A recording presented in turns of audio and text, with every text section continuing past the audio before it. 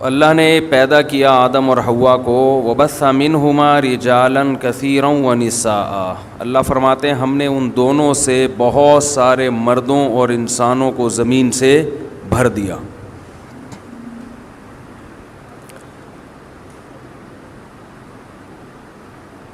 ابھی پھیلنے کا عمل ہوا ہے، پھیلتے جا رہے ہیں، پھیلتے جا رہے ہیں، پھیلتے جا رہے ہیں۔ ایک جگہ زمین پہ آدم اور حوا رہتے تھے اور ان کی نسل پھیلتے پھیلتے پھیلتے پھیلتے پوری دنیا بھر گئی۔ دنیا میں جہاں بھی جائیں گے بندہ نظر آئے گا آپ کو۔ وہ الگ بات ہے وہ بندہ نہیں ہوگا، لیکن انسان ہوگا۔ وہ بندہ تو کہتے ہیں نا، انسان کا بچہ بندہ۔ حتیٰ کہ ایسی ایسی جگہوں پہ لوگ رہتے ہیں جہاں -40 ٹیمپریچر ہے۔ آدمی کہتا ہے تم ہمارے گھر ڈی فریزر میں رہ لو، آ کے بڑا والا بنوا لیتے ہیں تمہارے لیے، ادھر رہنے کی ضرورت کیا ہے؟ لیکن پھیلا دیا اللہ نے۔ قرآن کہتا ہے جیسے میں نے لوگوں کو پھیلا دیا اسی طرح اب دوبارہ اکٹھا کروں گا، جمع کروں گا۔ وحشرناہم، دوبارہ جمع ہو جائیں گے ایک ہی جگہ پہ، میدان حشر میں۔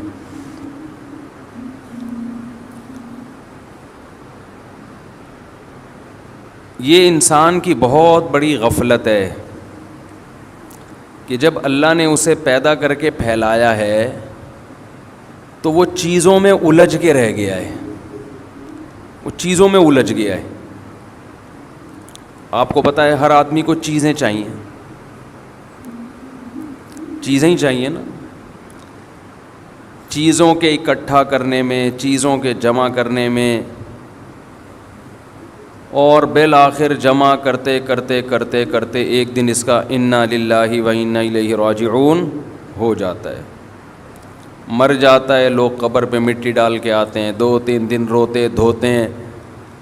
ان کو یہ نہیں پتہ ہوتا رونے والوں کو کہ کل ہمارے پیچھے بھی رویا جائے گا۔ زیادہ ٹینشن لینے کی ضرورت، بولو نا، تو ٹینشن لے رہے ہیں آپ لوگ۔ تو ہم رو رہے ہوتے ہیں میتوں پر، ابا چلے گئے، اماں چلی گئیں، ہائے ہائے بھائی کا انتقال ہو گیا، ہائے ہائے ہمشیرہ چلی گئیں، ہائے ہائے یہ کیا ہو گیا، ابھی تو جانے کا ٹائم نہیں تھا، ابھی تو ویکسین لگوائی تھی۔ تو باتیں کر رہے ہوتے ہیں، رو رہے ہوتے ہیں، یہ نہیں پتہ بہت جلد، زیادہ ٹائم نہیں ہے۔ اسی طرح ہمارے پیچھے لوگ رو رہے ہوں گے، تو ٹینشن کس بات کی بھائی؟ کیوں اتنا رو رہا ہے؟ کوئی نیا کام تھوڑی ہوا ہے، اور صرف اسی کے ساتھ تھوڑی ہوا ہے، اس کے ساتھ بھی ہوا، دوسروں کے ساتھ بھی ہوگا، اور سب سے بڑی بات یہ کہ آپ جو اتنا رو رہے ہو تو آپ کے ساتھ بھی کل ہوگا۔ ٹینشن لینے کا نہیں، ٹینشن اس بات کی لو کہ کل میں بھی جاؤں گا، اس کی نہیں لو وہ کیوں چلا گیا۔ افسوس اس پر ہے کہ اس کی ٹینشن تو بہت ہوتی ہے کہ یہ کیوں چلا گیا، اسے کیوں نکالا، اسے کیوں نکالا دنیا سے۔ اصل ٹینشن تو جب ہوگی جب آپ کہو گے مجھے کیوں نکالا۔ جب آپ دنیا سے جاؤ گے تو اصل ٹینشن اس وقت ہوگی جب آپ کہو گے مجھے، بولو نا کیا ہو گیا یار، مجھے کیوں نکالا، مجھے کیوں نکالا۔ دیکھو وزارت کے عہدے سے اگر کسی کو نکالا جائے اسے بھی ٹینشن ہوتی ہے مجھے کیوں نکالا، حالانکہ وہ بھی دنیا میں ہے، کھانا پینا، دنیا کی نعمتوں سے لطف اندوز ہونا یہ لگا ہوا ہے، وہ ٹینشن بھی کم نہیں ہے۔ اصل ٹینشن اس وقت ہوگی جب موت کا فرشتہ آئے گا اور آپ سے کہے گا کہ آپ پتلی گلی سے بولو نکلو، چلو بہت ہو گیا، بہت ہو گیا۔ قرآن اس حالت کا نقشہ کھینچتا ہے، کیونکہ ہم ابھی صحت مند ہیں، کھا رہے ہیں، پی رہے ہیں، سو رہے ہیں، چل رہے ہیں، لائف کو انجوائے کر رہے ہیں۔ ہماری جو ٹینشنیں ہیں وہ چھوٹی چھوٹی ہیں جن کو ہم نے بہت بڑا سمجھ لیا ہے۔ زیادہ تر لوگوں کی ٹینشنیں بتاؤں کیا ہیں آپ کو یقین نہیں آئے گا۔ زیادہ تر لوگوں کی جو ٹینشن ہے نا وہ چیز ہے جس کو اللہ نے سکون کے لیے پیدا کیا ہے. قرآن میں آتا ہے بیوی. زیادہ تر لوگوں کے لیے کیا ٹینشن ہے؟ جو آتے ہیں نا مسائل لوگوں کے, زیادہ تر کے لیے وہ ٹینشن ہے تو بھی ٹینشن, چلی گئی تو بھی ٹینشن. تو خیر مختلف لوگوں کے ساتھ میں تو سوچ رہا ہوں اس رشتے کا نام ہی ٹینشن رکھ دوں. آپ کی ٹینشن ہو گئی؟ یعنی شادی کو ہم کیا کہیں گے؟ بھائی آج مفتی صاحب آپ سے ٹینشن پڑھوانی ہے. ٹھیک ہے, ٹینشن پڑھوانا ہے. نکاح کا نام کچھ چینج کر دینا چاہیے. حقیقت ہے یہ, اتنے مسائل آ رہے ہیں. میں کبھی کبھار بیٹھتا ہوں نا صحن میں تو کوئی بندہ آ رہا ہوتا ہے, ملنا ہے 2 منٹ, میں سمجھ جاتا ہوں یا تو اس لیے ٹینشن اس کو ہو رہی ہے کہ گھر میں ہے وہ, یا اس لیے ہے کہ گھر سے چلی گئی ہے, کسی حال میں خوش نہیں ہے. تو میں سوچ رہا ہوں اس رشتے کا نام کیا رکھیں؟ ٹینشن نامہ. نکاح نامے کو ہم کیا لکھیں؟ ٹینشن نامہ. یہ نام لکھ دینا چاہیے. تو بے روزگاری کی ٹینشن ہے, بیماریوں کی ٹینشن ہے, کرونا کی ٹینشن بھی ایک مستقل چپک گئی ہے جس نے لوگوں کو ڈپریشن کا مریض بنا دیا, بہت سے لوگوں کو. کچھ دن پہلے ایک واقعہ سامنے آیا, ڈاکٹر نے مجھے خود بتایا کہ باپ کو بھی کرونا ہوا, بیٹے کو بھی. باپ بچ گیا, بیٹا مر گیا. ماں کو بھی ہوا, باپ کو بھی, بیٹے کو بھی. ماں باپ بوڑھے تھے, بچ گئے, بیٹا جوان تھا, مر گیا. ڈاکٹروں نے بتایا کہ یہ ٹینشن سے مرا ہے, اس کو کرونا کی ٹینشن نے کھایا ہے. ٹینشن کی وجہ سے نا اس کی باڈی میں جو ایک سسٹم ہوتا ہے بیماری سے لڑنے کا, وہ سسٹم ختم. اور باپ بوڑھا اور ماں بوڑھی, ان کو ٹینشن نہیں تھی. پرانے لوگ ہیں نا, پرانے لوگوں نے ٹینشنیں کم پالی ہوئی ہیں, ان کو دنیا سے محبت کم. نئی نسل کو دنیا سے محبت زیادہ. پرانوں میں دین کے کچھ اثرات تھے, حالانکہ ان کو تو ٹینشن زیادہ ہونی چاہیے کہ یار ہم بوڑھے ہیں, ہمارے مرنے کے چانس زیادہ ہیں, لیکن انہوں نے ٹینشن اتنی نہیں لی. انہوں نے کہا بھائی ہمارے ابا بھی مرے, دادا بھی مرے, تو ہم بھی زیادہ زیادہ مر جائیں گے نا, یہی ہوگا. اللہ کرے بچ جائیں تو بچ گئے. عام طور پر ینگ جنریشن کو شوق ہوتا ہے جو عیاشیاں اس نے دیکھی ہیں وہ ان کے بوڑھوں نے نہیں دیکھی. جو لائف کو انجوائے یہ کر رہے ہیں وہ ان کے بوڑھے نہیں کر رہے تھے. ان کو زندہ رہنے کا شوق زیادہ ہے. دیکھو زندہ رہنے کا شوق برا نہیں ہے, یہ ہر ایک کو ہوتا ہے, یہ انسان کی نیچر ہے, فطرت ہے. ہر جاندار چاہتا ہے کہ زندہ رہے. ہم جب سائنس پڑھتے تھے تو ہمارے ٹیچر نے ایک سائنسدان کا نام لے کے بتایا کہ اس کی یہ تھیوری ہے کہ ہر جاندار چاہتا ہے کہ وہ زندہ رہے, یہ اس کی تھیوری ہے. میں نے کہا یہ تو مجھ سے پوچھ لیتے, یہ بات آپ کیا خیال ہے بھائی, مجھ سے پوچھ لیتے. جو جاندار چاہے گا کہ وہ مرے تو اس کی تو نسل ہی باقی نہیں رہے گی, تو سارے مر جائیں گے نا ٹرک کے نیچے آ کے. خیر سائنسدانوں کی تھیوریز ہوتی ہیں بہرحال. تو ہر جاندار چاہتا ہے کہ وہ زندہ رہے, یہ برا نہیں ہے, یہ نیچر ہے اور ہونا بھی چاہیے. لیکن زندہ رہنے کی ہوس یہ بری چیز ہے. زندہ رہنے کی کوشش اعتدال سے, کیونکہ جو کام ہونا ہی ہے, جو چیز جو موت آنی ہی ہے, اس سے اتنی نفرت کس بات کی بھائی, یہ تو ہو کے ہی رہنا ہے نا.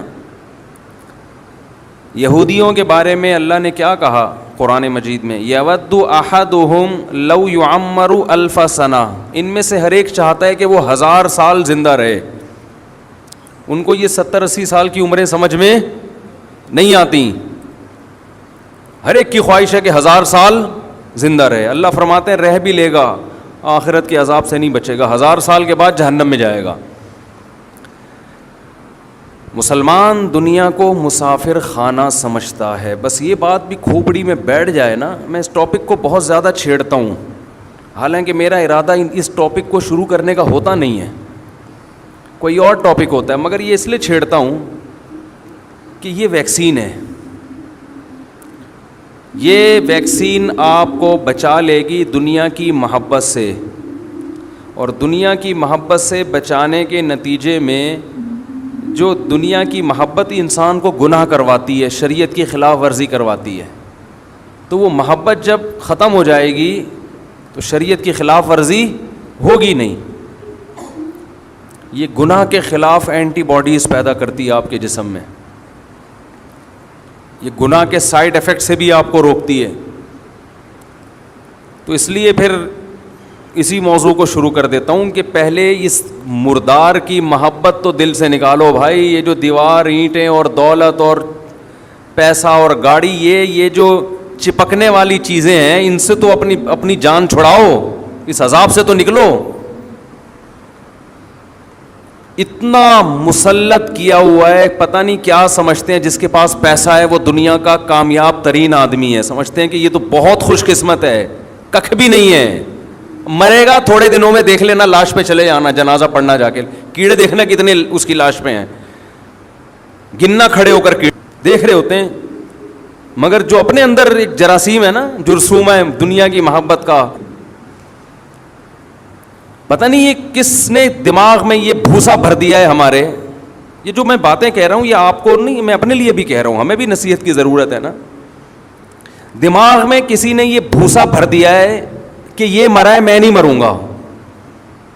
آپ کہہ سکتے ہو نہیں بھائی ایسا کوئی بھوسا نہیں ہے, ہمیں پتہ ہے کہ ہم بھی مریں گے. نہیں پتا بھائی, یہی تو بڑا فالٹ ہے. یہ زبان پہ رکھا ہوا جملہ ہے کہ میں مروں گا, یہ دل کے اندر نہیں ہے. مجھے لوگ پھر پتہ نہیں کہ سمجھاتے رہتے ہیں یہ کرو وہ کرو. ابھی پھر میں زیادہ پرسنل معاملات میں نہیں جانا چاہتا. یہ جو میں نے ہری پگڑی میں شادی کا قصہ سنایا ہے نا, جو میرا کلپ بڑا مشہور ہوا ہے, یہ میں نے دل پہ پتھر رکھ کے سنایا ہے. انسان اپنے ذاتی معاملات, خاص طور پر جس کا دوسری فیملی سے بھی, خاندان سے بھی تعلق ہو, وہ شیئر نہیں کرتا. یہ دل پہ پتھر رکھ کے اس لیے سنایا ہے کہ لوگوں کو سمجھ میں آئے کہ میں جو اتنے سالوں سے ایک ٹاپک پہ چیخ رہا ہوں اس کا مطلب کیا ہے. وہ ایک واقعہ اگر آپ بصیرت کی آنکھیں کھول کے وہ واقعہ اور بصیرت کے کان کھول کے وہ واقعہ سنیں گے تو آپ کو وہ فلسفہ سمجھ میں آئے گا. خیر, تو لاشوں کو دیکھ رہے ہیں. ہم جب حضرت مفتی رشید احمد صاحب رحمہ اللہ تعالیٰ کے ہاں رہا کرتے تھے تو 7-8 سال مدرسے کے اندر ہی رہے. بس مدرسے سے گھر, گھر سے مدرسہ, دنیا زیادہ پھرنے کا ہمیں موقع نہیں ملا. تو ہم تو اسی ماحول میں, علماء کی صحبت میں, بڑا اچھا ماحول تھا. کوئی دنیا داری کی باتیں نہیں, کوئی بزنس, وہ سب کرتے تھے, کاروبار سب کے تھے, کھاتے پیتے لوگ تھے. بعض طلبہ بڑے مالدار تھے لیکن باتیں نہیں ہوتی تھیں. باتیں یہی ہوتی تھیں دنیا مسافر خانہ ہے بھائی, مرمرا کے کیا ہو جائیں گے, ختم, فنش. تو مجھے یاد ہے کہ مجھے کسی کام سے جانا پڑ گیا اسلام آباد. بہت کئی سالوں کے بعد میں نکلا اور اسلام آباد سے بائی ایئر کراچی آ رہا تھا. کئی سال علماء میں رہنے کے بعد جب میں اسلام آباد میں جہاز میں بیٹھا ہوں تو بالکل ایک ایسے ماحول میں مجھے بہت عرصے کے بعد بیٹھنا نصیب ہوا جو بالکل ہی ایک بے دینی کا ماحول. آپ کے ایئرپورٹ کا ماحول اکثر تھوڑا دین سے دور ہی ہوتا ہے نا, لبرل لوگ زیادہ جاتے ہیں جہازوں میں سفر, اور خاص طور پر اس زمانے میں جب میرا خیال ہے 97-98 کی بات کر رہا ہوں گا میں. اب تو عام آدمی بھی جہاز میں سفر کرنے لگا, پہلے تھوڑا سا ذرا اونچے لیول کے لوگ سفر کرتے تھے. تو میں نے جو جہاز میں مسافر دیکھے سب 3 پیس سوٹ ٹائی میں, اکثر لوگ, اور بریف کیس ہاتھ میں. اکثر بزنس مین کا یہ اسٹائل ہوتا ہے نا, اچھا اسٹائل تھا.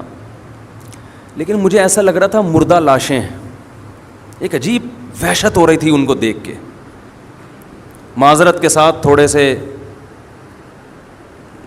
توہین آمیز الفاظ میں استعمال کر رہا ہوں، لیکن جو میرے دل کی کیفیات تھیں وہ یہ تھیں. عام طور پہ لوگ اس اسٹائل کو اور ایسے تاجروں کو دیکھ کر متاثر ہوتے ہیں کہ یار یہ ہے اسٹائل، زندگی کا اسٹائل کیا ہے، بولو نا کیا ہو گیا. یہ کوئی رکشے والا، ٹیکسی والا، ایک عام غریب آدمی جب مالداروں میں بیٹھتا ہے تو اس کو وہ اٹریکٹ کرتا ہے نا یہ اسٹائل. میں کوئی رکشہ نہیں چلاتا تھا اس وقت بھی، کھاتا پیتا تھا الحمدللہ، لیکن علماء میں رہنے کی وجہ سے یہ اس طبقے سے میں بہت دور ہو گیا تھا. اور کوئی رکشہ چلاتا بھی ہو تو کوئی بری بات نہیں ہے. بہت سے رکشے والے قیامت کے دن بہت اونچے ہوں گے. یہی چیز تو نکالنی ہے کہ رکشہ اور لینڈ کروزر میں فرق نہیں ہے. تو میرے ذہن میں ایک عجیب وحشت ہو رہی تھی ان کو دیکھ کے، نفرت ہی ہو رہی تھی کہ یعنی ان سے متاثر نہیں ہو رہا تھا، مجھے اپنے حلیے پہ ناز ہو رہا تھا. ایک تو ڈریس کالے کوٹ، لباس تو سفید اچھا ہوتا ہے یار، جو ایک روحانیت ہے اس کے اندر. گورا بلیک کلر پہ فخر کرتا ہے. ہمارے نبی نے کس رنگ کو پسند کیا؟ سفید. کتنا فرق ہے بلیک میں اور وائٹ میں. آپ کبھی نہا دھو کے سفید کپڑے پہن کے مسجد آئیں، ایک الگ ہی آپ کو. اور میں آپ کو گارنٹی سے کہتا ہوں آپ 2-4 مہینے وائٹ کلر پہنے، اس کے علاوہ کچھ نہیں، پھر آپ کو وائٹ کے علاوہ وحشت ہوگی. آپ اللہ نے سفید کلر میں، سفید رنگ میں مرد کے لیے اتنی روحانیت رکھی ہے. دوسری بات، چونکہ وہ سارے تاجر تھے، نماز وماز کا تو کسی کو خیال نہیں تھا. ایک ذہن میں ایک چیز آ رہی تھی کہ یہ اس دنیا کا جو مسافر خانہ ہے نا، جو بے وفا دنیا ہے، اس سے محبت کرنے والے لوگ ہیں. تو کیسے بے وقوف لوگ ہیں یہ. ہم سے اچھے ہی ہوں گے، لیکن جو میری جو فیلنگ ہے میں تو وہ بتاؤں گا نا. وہ فیلنگ صحیح تھی غلط تھی میں اس پہ بحث نہیں کر رہا. لوگ پھر کہتے ہیں آپ توہین کر رہے ہو، انسلٹ کر رہے ہو. انسلٹ نہیں کر رہا. وہ میں نے پچھلے دفعہ بیان میں کہا نا، میں نے لنگڑی خواتین کو بھی نکاح کا پیغام بھیجا، بہری کو بھی. کسی نے کہا دیکھو لنگڑی عورتوں کا مذاق اڑا رہا ہے. ابے لنگڑی عورتوں کا مذاق کون اڑا رہا ہے؟ اس میں مذاق اڑانے والی کیا بات ہے؟ ہم تو اپنا واقعہ سنا رہے ہیں کہ ہم نے ہر طبقے کو پیغام بھیجا تھا. ہاں یہ کہہ سکتے ہیں کہ لنگڑی کے بجائے یہ کہہ دیتے پاؤں سے معذور، تو یہ الفاظ نامناسب تھے لنگڑے کے لفظ. یہ میں اس سے رجوع کرتا ہوں. لیکن جب ممبر پہ آدمی گھنٹے گھنٹے بیان کرتا ہے تو 2-4 الفاظ دائیں بائیں ہو جاتے ہیں. باقی کسی کی پاؤں کے معذور کا مذاق اڑانا یہ تو بہت بڑا جرم ہے. نبی صلی اللہ علیہ وسلم نے فرمایا کسی کے عیب پر کا مذاق مت بناؤ. اس کا امکان ہے اللہ اسے صحت دے دے اور اس بیماری میں تمہیں مبتلا کر دے. اصل تو آخرت ہے. آخرت میں پتہ چلے گا کون کتنا بڑا فنڈر تھا دنیا میں. تو میں جب ان کو دیکھ رہا تھا تو مجھے ایک عجیب وحشت ہو رہی تھی اس ماحول میں، جہاز کے اس ماحول میں. وحشت یہ ہو رہی تھی کہ یہ سارے یا ان میں سے اکثر بریف کیس میں دولت لے کے گھوم رہے ہیں. یہ نوٹوں سے محبت کرنے والے لوگ ہیں. یعنی جو میری کیفیات تھی نا وہ میں آپ کو سمجھا نہیں سکتا. اچھا میری تو یہ کیفیات پورے راستے کہ یار کن لوگوں میں بیٹھ گیا ہوں. مجھے وحشت ہو رہی تھی. میرا دل چاہ رہا تھا کہ میں یہاں سے اٹھوں، اسی ماحول میں جاؤں جو مجھے وہاں مدرسے میں ملا ہے. میری یہ فیلنگ تھی جس کی وجہ مجھے سمجھ میں نہیں آ رہی تھی. بات آئی گئی ہو گئی. اتفاق سے ہمارے حضرت مفتی رشید احمد صاحب کا سفر ہوا. امریکہ گئے یا پتہ نہیں کہاں جانا ہوا ان کا. بیان کے بعد انہوں نے کہا بہت دنوں کے بعد نکلا ہوں میں. عجیب عجیب لوگ دیکھ کے مجھے کیا ہو رہی تھی؟ وحشت. پھر فرمایا جب میں یہاں آیا ہوں طلبہ کو دیکھا ہے، ماشاءاللہ ان کے چہروں پہ داڑیاں، چہروں پہ رونق، نماز کے نشان. فرمایا ایک عجیب روحانی سکون مل رہا ہے. تو میری جو کیفیت تھی مجھے خیال ہوا کہ یہ ہمارے شیخ کی وہی کیفیت. اس سے پتہ چلتا ہے کہ اہل اللہ کی صحبت کتنی اہم چیز ہے. بہت سی چیزیں جو کتابوں سے انسان نہیں سمجھ پاتا، بیانات سے نہیں سمجھ پاتا، وہ انسان اہل اللہ کی صحبت میں رہ کے سیکھتا ہے.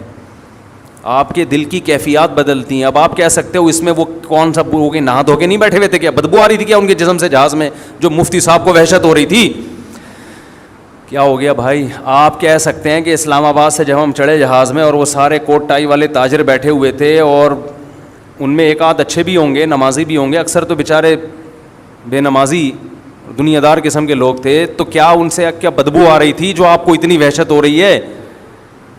یہ روحانی بدبو ہوتی ہے, یہ جسمانی بدبو بولو نہیں ہے, یہ روحانی بدبو ہے. یہ روحانیت پیدا ہوتی ہے اہل اللہ کی صحبت میں, اللہ والوں کی صحبت میں وقت گزار کے. ہمیں یاد ہے ہم بچپن میں جب بنوری ٹاؤن جایا کرتے تھے, ایسا لگتا تھا ایک نور برس رہا ہے آسمان. ہم تو یونیورسٹی کالج کے ماحول میں رہنے والے. ارے ہم اسکول سے نکلتے تھے, گھر سے نکلتے تھے, بیگ لٹکا کے اسکول جاتے تھے, ایک نمبر کے شرارتی, اللہ معاف فرمائے. اسکول پہنچتے پہنچتے اڑنگیاں دینا ایک دوسرے کو.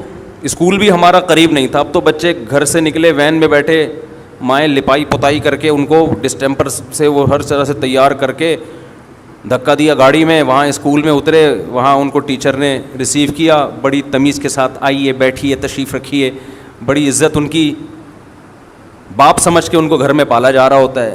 پھر وہاں ڈانٹنا نہیں ہے, مارنا تو سوال ہی, ڈانٹنا بھی نہیں ہے, بچے کی رسپیکٹ مجروح ہوتی ہے, اس سے سیلف رسپیکٹ پہ اثر پڑتا ہے, ایکچولی بچے کی مینٹل گروتھ نہیں ہو پاتی, ایک نمبر کا فرعون متکبر بنتا ہے وہ. کبھی کبھار چلتے پھرتے ویسے ہی ہلکا پھلکا بچے کو ایک آدھ چماٹ, زیادہ نہیں, زور سے نہیں, کبھی کبھار, زیادہ کرو گے تو بد اخلاقی ہے یہ.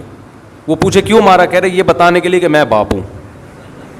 ایسا نہ ہو تھوڑے دنوں میں وہ اپنے آپ کو باپ سمجھنے لگتا ہے. یہ ہو رہا ہے.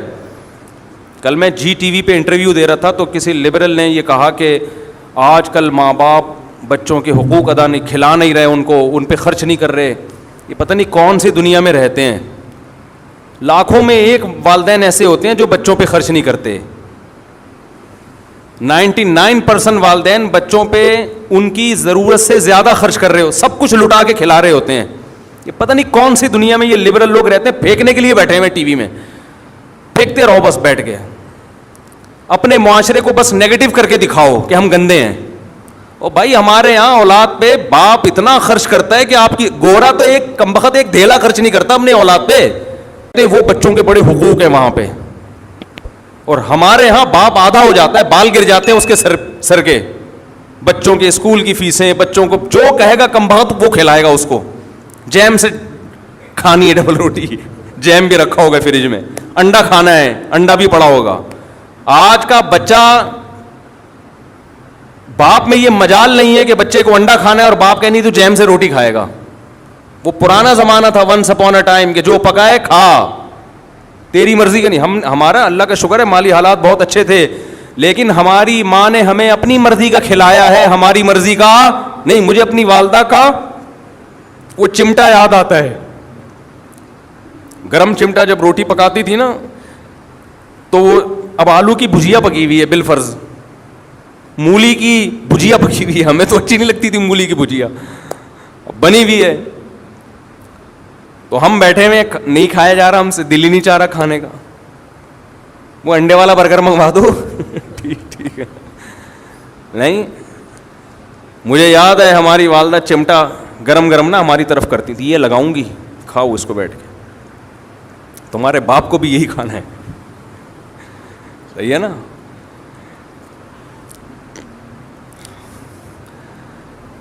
تو خیر کیا بات چل رہی تھی, کدھر چلا گیا. تو بات کیا کر رہا تھا میں, وہ سارا دماغ ہی کہیں اور چلا گیا یار. وہ بچوں کو بٹھاتے ہیں اسکول میں, آپ دیکھو نا ایسی لپائی پتائی ہو رہی ہے ان کی, پھر کمبختوں کو پڑھا کیا رہے ہیں, پڑھا تو ڈھنگ, ان کو سیب دیا ہوا ہے اس میں یلو کلر کرو, یہ ایجوکیشن جس کے ہم 6-6 ہزار روپے اسکولوں میں سیب میں رنگ بھرنے کے لیے, فضول قسم کی ٹائم ویسٹنگ. 2-4 انگلش میں نظمیں سکھا دیتے ہیں, تو ماں باپ کو چونکہ وہ بھی نہیں آتی, تو ماں باپ سمجھتے ہیں بچہ فل ایجوکیٹڈ ماشاء اللہ, بہت ہائی لیول کی تعلیم حاصل کر رہا ہے. Twinkle twinkle little star how I wonder what you are, وہ پتہ نہیں کیا نظم تھی. کیونکہ ماں باپ کو یہ بھی نہیں آتی تو وہ سمجھتے ہیں بچہ بہت گرو کر رہا ہے ماشاء اللہ. یوں قتل سے بچوں کے ہوتا نہ وہ بدنام. فرعون کے بارے میں اکبر الہ آبادی نے یہ شعر کہا تھا, فرعون نے بڑا جرم کیا, بدنام ہو گیا کہ بنی اسرائیل کے بچوں کو قتل کرنا شروع کر دیا اس نے, بدنام ہو گیا قیامت تک کے لیے. ارے تو نے نسل تباہ کرنی تھی, اسکول کھول دیتا, اسکول کھول دیتا یار. بنی اسرائیل کے بچے اس میں جاتے, تعریف بھی کرتے کہ فری پہ تعلیم, فرعون نے ہمارے لیے فری ایجوکیشن کا انتظام کیا ہے. اس کے بعد ان کو کلر کے ڈبے پکڑا دیتا, یلو کلر, کیلے میں کیا رنگ بھرو, پیلا, یلو ڈے مناؤ, پھر ریڈ ڈے مناؤ. بنی اسرائیل اسی میں الجھ کے رہ جاتی. وہ یہ بھول جاتے کہ ہم پیغمبر کی اولادیں ہیں, اللہ نے ہمیں دنیا پہ حکومت کرنے کے لیے پیدا کیا ہے, دنیا کی باغ ڈور, دنیا کی تقدیریں, دنیا کی نبض ہمارے ہاتھ میں ہونی چاہیے, اور یہ فرعون ہم پہ مسلط ہے. یہ سب بھول جاتے, وہ کماؤ پوت بنتے. پھر جناب وہ بی کام کرنے کے بعد, ایم اے ماسٹر کرنے کے بعد وہ نکلتے اور فرعون کی کسی کمپنی میں جاب کر رہے ہوتے اور 1.5 لاکھ روپے تنخواہ لے کے گھر آ رہے ہوتے. کہتے ہیں یہ ہوتا ہے ایبلٹی, قابلیت, اٹ از کالڈ قابلیت. انگلش میں کہتے ہیں تو اور لوگ سمجھتے پڑھے لکھے ہو گئے ہیں. اس لیے اکبر الہ آبادی نے اس وقت کے اسکولوں کو دیکھ کے کہہ دیا تھا کہ یوں قتل سے بچوں کے ہوتا نہ وہ بدنام, افسوس کہ فرعون کو کالج کی نہ سوجی. کالج بنا لیتا, اسکول بنا لیتا, سانپ بھی مر جاتا اور لاٹھی بھی نہ ٹوٹتی. خیر وہ بچہ پھر شام کو گھر آتا ہے, ماں تو ماں ہوتی ہے, وہ انتظار میں بیٹھی ہوئی ہوتی ہے, اس کی مرضی کا اس کو کھلایا جائے گا. خیر وہ ابھی جو کچھ ہو رہا ہے اس پہ وہ پھر موضوع سے ہٹ جائے گی بات. ہم جب اسکول جایا کرتے تھے تو اڑنگیاں دیتے ہوئے, یہ پروٹوکول ہمیں نہیں ملتا تھا. والدہ صبح ناشتہ بنا کے دیتی تھیں اپنی مرضی کا, ہماری مرضی کا نہیں, کھاؤ. اور پراٹھے ہوتے تھے, وہ ڈبل روٹیاں نہیں ہوتی تھیں اکثر, پراٹھے. کہ بھائی پراٹھا کھا کے جاؤ گے تو پراٹھے کی طرح چلو گے. پھر ہم چلتے بھی کس طرح تھے, لگتا تھا پراٹھا کھا کے نکلا ہے گھر سے ہی ہے. پراٹھے کی طاقت ہی الگ ہے, بچوں کے لیے تو بہت ضروری ہے. اسکول ہمارا بہت دور تھا گھر سے, اور اتنا موٹا بیگ کمر پہ لٹکا کے بہت دور پیدل چلتے, سارے محلے کے لڑکے اکٹھے جا رہے ہوتے تھے. پھر راستے میں شرارتیں الگ ہوتی تھیں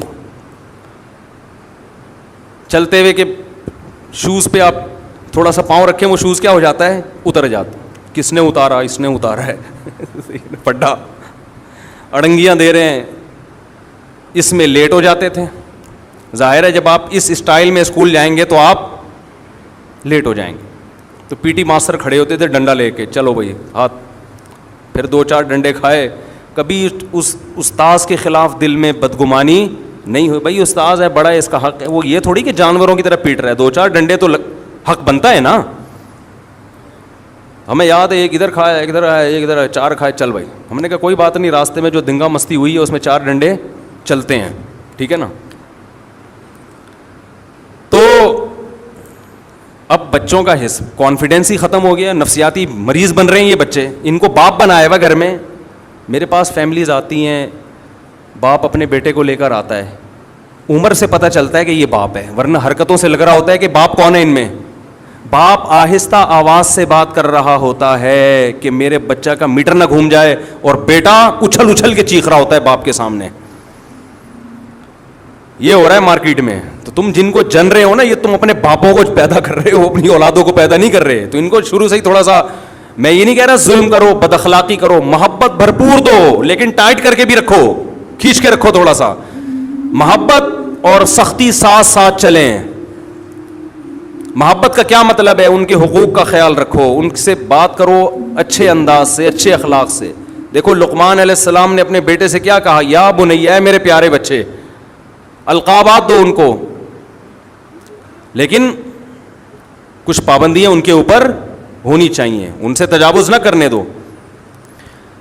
ہر خواہش اگر ان کی پوری کرو گے, وہ تو ایک صاحب نے مجھے کہا میں اپنے بچے کو لے جاتا ہوں دکان پہ اور کہتا ہوں جو چاہیے میں تجھے دلاؤں گا, وہ اتنا ہی شاپنگ کرتا ہے. میں نے کہا یہ کل چور بن سکتا ہے, ڈاکو بن سکتا ہے, اس کی ساری خواہشات پوری کرو گے تو کل جب کوئی خواہش پوری نہیں ہوگی تو یہ بندوق اٹھانے پر مجبور ہوگا. اسلام میں روزے کا حکم ہے تاکہ خواہشات کو کنٹرول کرنا ہم سیکھیں. خیر بات یہ چل رہی تھی کہ اللہ نے آدم اور حوا کے ذریعے انسانوں کو زمین میں بھر دیا, اب پھیلا دیا. تو قرآن کہتا ہے ان پھیلاؤں کو میں کیا کروں گا, سمٹاؤں گا, اکٹھا کروں گا. چلو بس تو اکٹھا کرنے کا کی جو پہلی سیڑھی ہے وہ ہے پتلی گلی. نکلو,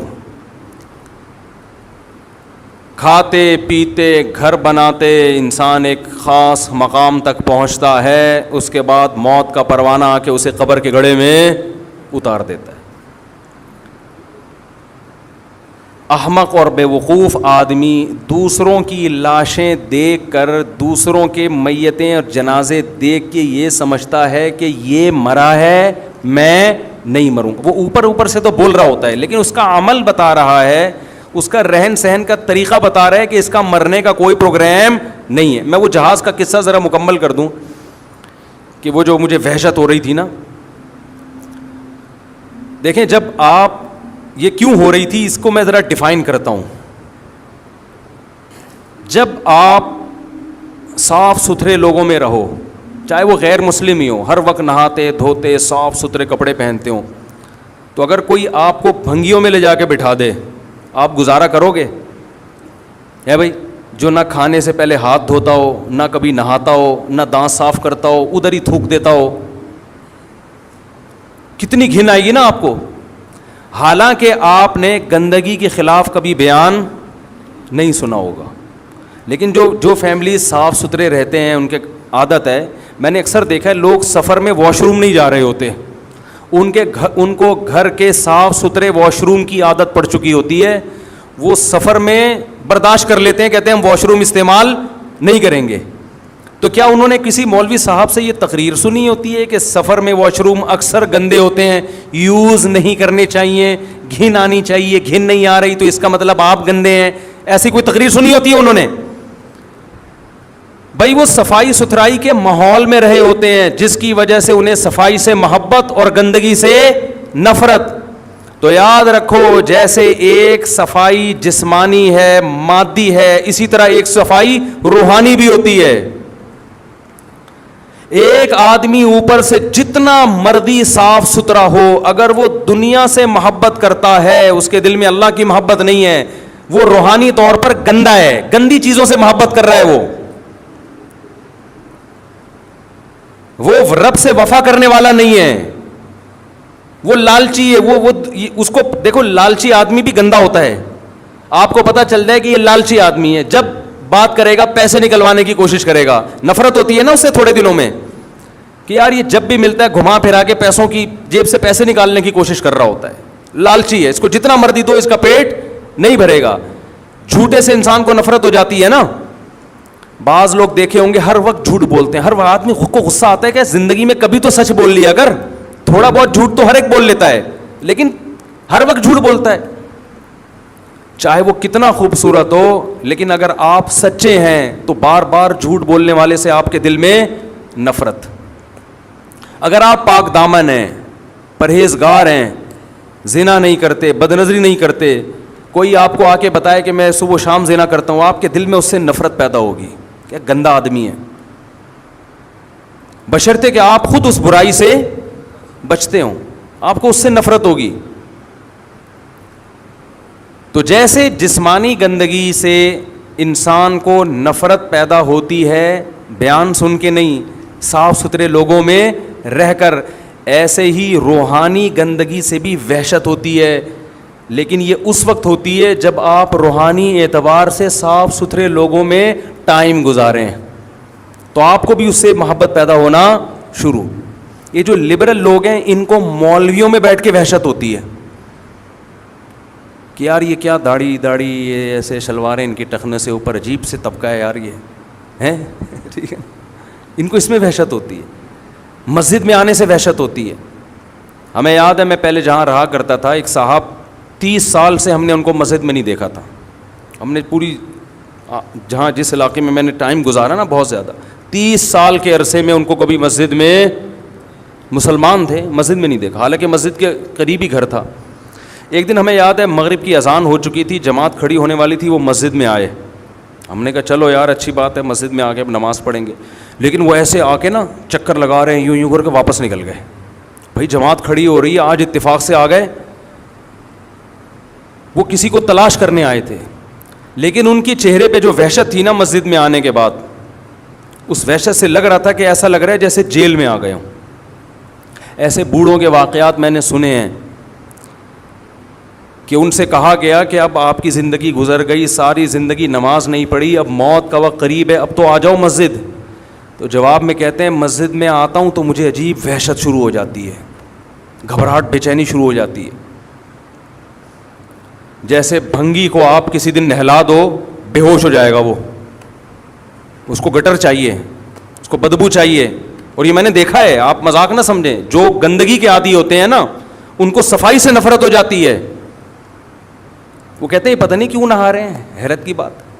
ایسے لوگ ہیں ان کو پتہ نہیں پانی کی مچھلی بنے ہوئے ہیں. خوشبو سے نفرت, ایسے لوگ بھی ہم نے دیکھے ہیں, خوشبو سے گھن آتی ہے, بدبو ان کو اچھی لگتی ہے. یہ ہو جاتا ہے تھوڑے دنوں میں. چائنا والے جو گند کھاتے ہیں اچھا لگتا ہے تبھی تو کھاتے ہیں نا, جو کتے بلی کھا رہے ہیں تو وہ گند اچھا لگ رہا ہے تبھی تو کھا رہے ہیں. ہمارے سامنے کوئی کتا رکھ کے دکھائے, اس کو کتا بنا دیں گے ہم تھوڑی دیر میں. حقیقت ہے یہ. تو مجھے یاد ہے ہم جب بچپن میں بنوری ٹاؤن جایا کرتے تھے, کیونکہ ہم کالج کے ماحول میں پڑھتے تھے, اسکول کا ماحول تھا, وہاں یہ روحانیت والا ماحول نہیں تھا, وہاں تو اڑنگیاں دینے والا ماحول تھا, لیکن وہ بھی اس سے پھر بھی اچھا تھا جو آج کل ماحول ہے.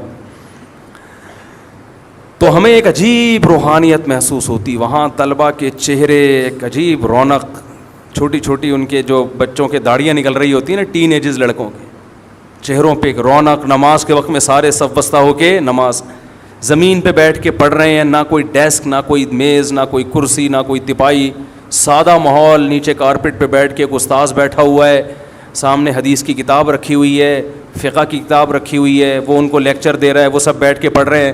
تو ہم آپس میں تبصرہ کرتے تھے یار کہ ان کا کتنا سادہ ماحول ہے, اور ہم جو اسکولوں میں پڑھتے ہیں اس ماحول میں اور اس ماحول میں کتنا فرق ہے. ایک عجیب روحانیت. اور یہ بات میں نے محسوس نہیں کی, بہت سے لوگوں نے مجھے بتائی. اور آپ جائیں گے مدارس, آپ کو یہ روحانیت لگے گی, بشرطے کہ اپنے اندر کی روحانیت بالکل ختم نہ ہو گئی ہو. ختم ہو گئی پھر آپ کو وحشت ہوگی کہ کہاں آ گیا میں. تو انسان جب ان لوگوں میں اٹھتا بیٹھتا ہے جو دنیا سے محبت نہیں کرتے, اللہ سے محبت کرتے ہیں, تو اسے پھر دنیا سے محبت کرنے والوں میں بیٹھ کر سکون محسوس نہیں ہوتا. انہی دنوں میں میری نظر کا کوئی مسئلہ تھا, ٹیسٹ نظر ٹھیک تھی, میں سمجھا کہ خراب ہو رہی ہے, کچھ آنکھ میں کوئی پرابلم چل رہی تھی, تو میں آئی اسپیشلسٹ کے پاس چلا گیا انہی دنوں میں. ایسے کبھی کبھار باہر نکلنا ہوتا تھا تو 5-6 بڑے بڑے ڈاکٹر بیٹھے ہوئے تھے, لمبے تڑنگے چوڑے, ماشاء اللہ بڑی پرسنالٹی تھی ان کی. آنکھیں انہوں نے میری ٹیسٹ کی, انہوں نے کہا بھائی 6/6 کوئی پرابلم نہیں ہے. میں نے کہا پھر یہ کیا ہو رہا ہے؟ انہوں نے پھر کوئی وائٹامن کی گولیاں لکھ کے دے دیں. اچھا وہ اتنے میں لکھ رہے تھے تو آپس میں باتیں کیا کر رہے تھے, کہہ رہے یار وہاں سے ایک جاب کی آفر آئی ہے 80,000 اس زمانے میں, یہ 94-95 کی بات کر رہا ہوں گا, 80,000 اس زمانے میں بڑی چیز تھی یار, 80,000 کی آفر ہے. وہ کہہ رہا ہے بھائی اتنے کی ہے, بھائی وہاں چلا جا. تو چونکہ ہم یہ باتیں سننے کے عادی نہیں تھے تو یہ بھی مجھے بڑا عجیب لگ رہا تھا کہ بھائی تو کر لے جاب, یہ باتیں کر کر کے مزے کیوں لے رہے ہو؟ صحیح ہے نا. محبوب کا تذکرے میں الگ لذت ہے, محبوب کے تذکرے میں مزہ ہے. تو میں سوچ رہا تھا کہ ان کو چونکہ محبت ہے نا نوٹوں سے, تو نوٹوں کی باتوں میں ان کو کیا آ رہا ہے؟ مزہ آ رہا ہے. اور ہمیں وحشت ہو رہی ہے کہ نوٹ رکھو ٹھیک ہے, باتیں کیوں کر رہے ہو؟ ہم کہہ رہے تھے باتیں آخرت کی کرو یار, مر جائیں گے ختم ہو جائے. ہم تو یہ باتیں سننے کے عادی ہو گئے تھے, مریں گے سب فنش. تلک الدار الاخرہ, ہمیں تو وہ قارون کا واقعہ یاد آ رہا تھا قارون نوٹوں کی بارات لے کے نکلا. تو قرآن کہتا ہے قال الذین یریدون الحیات الدنیا, جو دنیا پرست لوگ ہیں قارون کو دیکھ کے کہنے لگے یا لیت لنا مثل ما اوتی قارون, ہائے کاش یہ پروٹوکول ہمیں بھی ملتا. دولت دیکھو یار, اور ہماری حالت دیکھو, گدھے پہ بیٹھ کے ہم گھوم رہے ہیں. گدھا کا جب بھی تذکرہ آتا ہے مجھے ریوو یاد آتی ہے.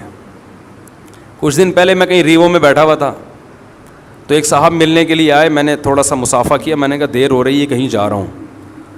تو تبصرہ ہونے لگا کہ اب ریوو میں بیٹھے ہوئے ہیں نا, تو اب ٹائم ملاقات کا نہیں ہے.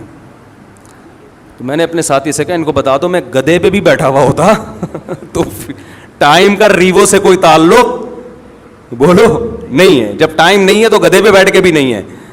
اب جہاں جا رہا ہے یہ تھوڑی کہ کوئی بھی کسی بھی ٹائم پہ آ کے گرفتار کر لے, ایمرجنسی پہنچنا ہے کہیں. اور جو ڈرائیونگ سیٹ پہ بیٹھا ہے نا ریوو, ضروری نہیں کہ وہ گاڑی اس کی ہو, یہ بھی ہے, ہو سکتا ہے کہ اس کی ہو بھی, یہ بھی ہو سکتا ہے کہ اس کی نہیں ہو, کچھ بھی ہو سکتا ہے. اب اس کی ہے یا نہیں ہے تو آپ نے کیا لینا دینا آپ کا. آپ بیان سنیں, پتلی گلی سے نکلیں, کسی کی پرسنل لائف میں دخل اندازی مت کریں. اگر میں کہوں گا کسی کی ہے تو کون اتنا فری کرا رہا ہے بھائی, اپنی ریوو پکڑائی ہوئی ہے اس نے, اپنی ہے. پھر اس پہ لوگوں کو اعتراض ہوتا ہے بیان سادگی پہ, دنیا کی محبت نہیں, مسافر خانہ, اور گھوم کس میں رہیں. وہ میں نے قصہ سنایا تھا نا, میں نے جب تیسری شادی کی تو ایک بوڑھے میاں یہیں نماز پڑھتے ہیں, اب تو شارٹ ہیں 15 سال سے, شاید وہ اسی واقعے کے بعد آ ہی نہیں رہے, 15 یا 10 سال ہو گئے, یا 9 سال ہو گئے, مجھے صحیح سال یاد نہیں ہے, کام یاد رہتا ہے کہ ہوا کیا تھا. تو میرے ویسے ہی بچے گھومتے رہتے تھے باہر, تو وہ یہاں میرا بیان سنتے تھے ہر جمعے. اس وقت تو میں بہت زیادہ اس ٹاپک پہ بیان کرتا تھا, مسافر خانہ مسافر خانہ. تو لائن لگی ہوئی گاڑیوں کی, بارات آئی ہوئی ہوگی یا کیا ہوگا. تو وہ بوڑھے میاں یہاں کسی سے پوچھنے لگے کہ یہ کیا ہے, یہ امام صاحب کے گھر پہ رش کیوں لگا ہوا ہے. انہوں نے کہا امام صاحب نے شادی کی ہے. تو ایسے غصے میں کانپنے لگے, کہتے ہیں ادھر ممبر پہ بیٹھ کے کہتے ہیں دنیا مسافر خانہ ہے. وہ میں پوری ان کی نقل اتارنا نہیں چاہتا, ایسے کانپ رہے تھے غصے میں, کہہ رہے ہیں دنیا, ادھر ممبر پہ بیٹھ کے کہتے ہیں دنیا کیا ہے مسافر خانہ, اور ادھر شادیوں پہ شادیاں, عمر دیکھو ان کی, بچے دیکھو یار, اور دے مار 4.5 شادیوں پہ شادیاں ہوتی چلی جا رہی. بیان کیا کر رہے ہیں مسافر خانہ. انہیں بیان سے تو ایسا لگتا ہے کہ جھونپڑے میں رہو, ایک بھی کرنے کی ضرورت نہیں, مر جاؤ گے کیڑے پڑ جائیں گے لاشوں میں, یہی ہوگا نا, تو کیا ضرورت ہے اس ٹینشن کی. نہیں آ رہی بات. تو وہ اگر دیکھ لیں کہ وہ گارڈوں کے ساتھ گھوم رہے ہیں, اور ہمارا تو اسٹائل ویسے ہی تھوڑا سا ہمیشہ سے وکھری ٹائپ کا رہا ہے, ہمیشہ سے. میں جب مدرسے میں پڑھتا تھا تو مدرسے کے مالدار طلبہ جو مجھ سے 10 گنا زیادہ مالدار تھے, وہ مجھے اپنے سے زیادہ مالدار سمجھتے تھے میرے لائف اسٹائل کی وجہ سے. کیونکہ ہمارے خاندان نے ہمیں یہ سوچ دی کہ سوچ غریبوں والی بولو بھائی, کھاؤ پیو موج, جو حلال نعمتیں اللہ نے دی ہیں. تو آپ بھی کہہ سکتے یار یہ باتیں کر رہے ہیں موت کی, اور مثالیں گاڑیوں کی, اور یہ جو وہ بزرگ نے کہا تھا. اور بھائی دنیا رکھنے پر گورنمنٹ کی طرف سے بھی اللہ کی طرف سے بھی کوئی پابندی نہیں ہے, دل میں جگہ مت دو. یہ کھلونے مٹی کے, اللہ نے وسائل دیے رکھ لو, نہیں ہے کچھ بھی نہیں ہے. گدھے پہ گھومو, پیدل جاؤ. میں تو کہتا ہوں چنچی کا جو مزہ ہے, حقیقت بتاؤں آپ کو, جو مزہ چنچی میں ہے, W11 میں تو جو نہیں بیٹھا وہ دنیا کا بدقسمت انسان ہے. کسی انگریز کو W11 میں بٹھاؤ, یہ مزدائیں تو ختم ہو رہی ہیں چنچیوں کی وجہ سے. یہ غلط ہو رہا ہے. مزدہ تو ہمارے کراچی کا کلچر ہے یار, مزدہ, اس کو ختم نہیں ہونا چاہیے. ہم نے بچپن میں بہت مزداؤں میں سفر کیا, بڑا اپنا ہی اس کا مزہ ہے بھائی. وہ جب نہیں چلاتا نا حقیقت ہے, جب گرمی ہو, پسینے چھوٹ رہے ہوں اور وہ نہیں چلا رہا ہو, اور پیچھے سے جو لوگ آوازیں کستے ہیں, ابے اس کو نیمبو چٹا, ایسی آوازیں ہم نے سنی ہیں, ابے اس کو نیمبو چٹا, یہ نہیں چلے گا ورنہ. اور وہ بھی ایسا ڈھیٹ, بس تھوڑا سا ہلکا سا ایکسیلیٹر دے گا پھر کھڑا ہو جائے گا. اس سے جو اعصابی قوت پیدا ہوتی ہے, آپ کشتے کھا لو, آپ کے اعصاب میں وہ طاقت پیدا نہیں ہوگی. برداشت, حقیقت بتا رہا ہوں آپ کو. تو اس کا اپنا مزہ ہے بھائی. ریڑیوں پہ ہم نے لوگوں کو سوتے ہوئے دیکھا ہے یار, ٹماٹر بیچ رہے ہیں, ختم ہو گئے, وہیں ریڑی پہ سو گئے. کیسے مزے کی زندگی ہے. دنیا سے دل مت لگاؤ, اللہ دولت میں بھی سکون دے گا, غربت میں بھی. اور اگر دنیا سے دل لگایا نا تو کروڑ پتی بھی بن جاؤ گے تو سکون نہیں ملے گا. بار بار روزانہ اب ہے مسافر خانہ, اب ہے سب دھرا رہ جائے گا. پیسہ کماؤ, باتیں نہ کرو زیادہ. ہر وقت وہی سوچ, صبح اٹھتا ہے وہی, شام کو وہی سوچ کے سوتا ہے, پھر صبح اٹھتا ہے وہی سوچ. مرے گا ایک دن, قبر میں اترے گا, بولے گا یار کس چیز میں ٹائم برباد کر کے آ گیا. اور قرآن کیا کہتا ہے, وَلَن يُؤَخِّرَ اللَّهُ نَفْسًا إِذَا جَاءَ أَجَلُهَا. اللہ فرماتے ہیں جب تیری موت کا وقت آئے گا نا, پھر تو کہے گا اتنا صدقہ کر دیا میں نے اللہ, اے اللہ یہ میرا فلاں جگہ صدقہ, فلاں مدرسے کو, فلاں غریب کو, فلاں یتیم خانے کو. اللہ فرماتے ہیں اب نہیں, اب نہیں. جب کھاتا پیتا تھا نا, پیسے کی ضرورت تھی, اس وقت کرتا صدقہ, اس وقت کرتا. یہ اس کی علامت تھی, دنیا کو مسافر خانہ سمجھتا. اب تو مر رہا ہے, اب تو پتہ چل گیا. نبی صلی اللہ علیہ وسلم نے فرمایا انسان صدقے کو ڈیلے کرتا ہے کہ ابھی کل کل کل کل, پھر جب مرنے لگتا ہے کہتا ہے اتنا فلاں کو دے دینا, اتنا فلاں کو. فرمایا قد کان لفلان, اب تو یہ تیرے وارثوں کا حصہ ہے, اب تو نکل یہاں سے. اور وارث انجوائے کر رہے ہوتے ہیں کہ ہم کھائیں گے. او بھائی تم بھی نہیں کھاؤ گے, کل جو تمہارے باپ پر وقت آیا ہے کل تم پر بھی یہ وقت آئے گا. تو زیادہ فری ہونے کی کوشش مت کرو, زیادہ خوشیاں نہیں مناؤ.